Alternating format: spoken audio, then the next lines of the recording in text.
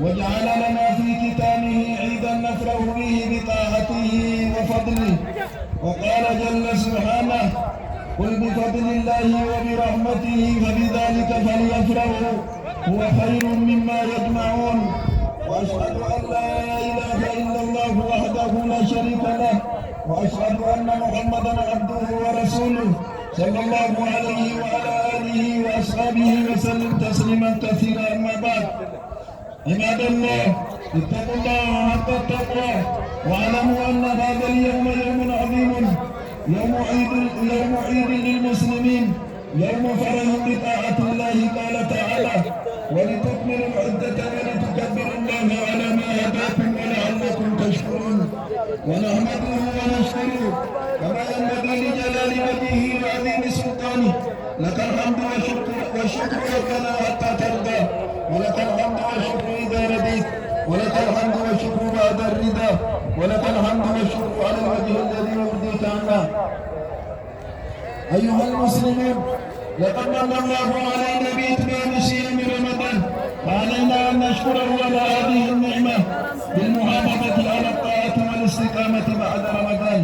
فرب رمضان هو رب سائر الشهور، ومن أعظم شعائر هذا اليوم زكاة الفطر التي فرضها رسول الله صلى الله عليه وسلم طهرة للصائم من اللغو والرفث وطعمة للمساكين.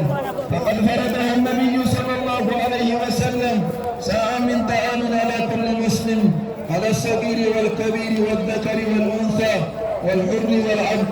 وكان الصحابة يخرجونها من طعام البلد مثل التمر والشعير والقمح ونحو ذلك، ومقدارها ساع أو ما يقارب 3 كيلو تقريبا من قوت البلد.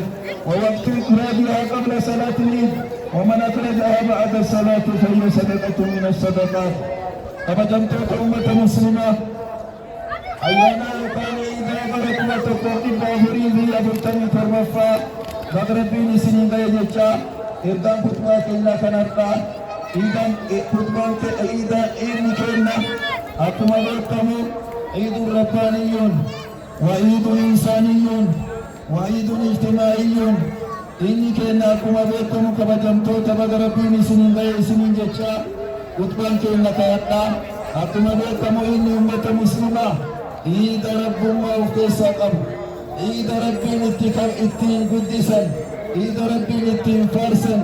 أتعمد القبر رقمني تكبيرا جيشاتر ربي مدته جرا وان مدته هند جالا سمي تربان فردي تربان جالا عرشي فرسي جالا وان جرا كنكيس جالا مورن تموت تجر جالا ربي كينا بودا نجني فارسون كني إني كينا عيد ربي تاو عيد عبادة تاو ركنا توتو جيشو سنتكبيرا مرتسين جرا صلاة مرتسين جرا عيد عبادة إني كينا عيد ربي تاو كنا مرتسا جيشو كناف الدين دان إني كينا مو عيد إنساني عيد أمو نمما أفكسا قبو جيشو إني كينا عيد نمما أفكسا قبو yoo namummaa jedhamu kuluu nafsee keenya irraa taa'ee gammachiisu, maatii keenya gammachiisu, ollaa keenya to'atu, akkuma isaan masaakiina to'atu jechuun ciida namummaa of keessaa qabaa jechuun inni keenya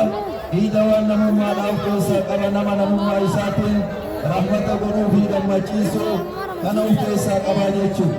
waan inni kennaa dheemuun shari'aa islaamaatitti akka hin taane masjiida hunda dhagaadhiif kan jirre kanatti illee akkana beektanii sahaabaan rasuula ridwaanullaahi alayhim waan rasuuli jedhan kanarraa baasan hangi baasan ammoo kiiloo tokko walakka irraa kiiloo 3 nama tokkorraa kiiloo 3 gosa ammaa waan jedhamee kanarraa nama tokkorraa kiiloo 3 yeroon isii baasan akkuma beektan osoo dirree iidaatitti baalee inni salaatamiin hin jiratti namni hundi zakaa isaa baasee waan guyyaan addaa kun itti nu ajaju inni keenya ciida rabbummaa of keessaa qabu ibaadaa rabbii jechuu.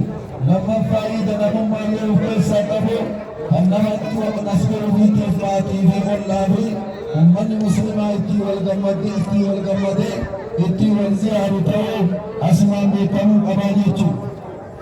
فاتقوا الله عباد الله وأدوا هذه الفريضة كما أمركم الله الفقراء والمساكين ليشاركوا المسا فرحة العيد. أقول ما تسمعون وأستغفر الله لي ولكم ولسائر المسلمين من كل ذنب أستغفروه إنه هو الغفور الرحيم.